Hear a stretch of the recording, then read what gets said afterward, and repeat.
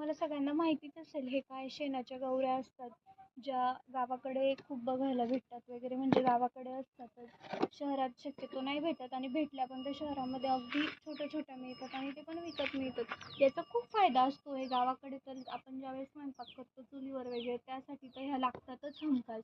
आणि जर गावाकडे डास वगैरे असतील किंवा काय, तर काय करतात ना, याचं छोटंसं तुकडं आहे ना, ते जरी आपण जाळलं आणि त्याचा जो धूर असतो त्याच्यामध्ये डास मरून जातात किंवा नाहीसे होतात. म्हणजे याचा उपयोग, याचे अजून खूप काही उपयोग आहे. पूजेसाठी वगैरे ह्या गौऱ्या लागतात वगैरे. परत माझी आजी काय करते, आमच्या गोठ्यामध्ये गाईचं शेण, म्हशीचं शेण जे असतं ना, ते जमा करते आणि त्याच्या ह्या गौऱ्या बनवते. आता तर ह्यावरती वाळत घातलेल्या होत्या दुपारच्या, त्याला ऊन वगैरे दाखवायला लागतं, त्यामुळे उन्हामध्ये वाळत घातल्या त्या आता छान अशा कडक झालेल्या आहेत, म्हणजे आपण ते केव्हाही वापरू शकतो. तर असा त्याचा खूप उपयोग असतो. गावाकडे तर ह्या लागतातच.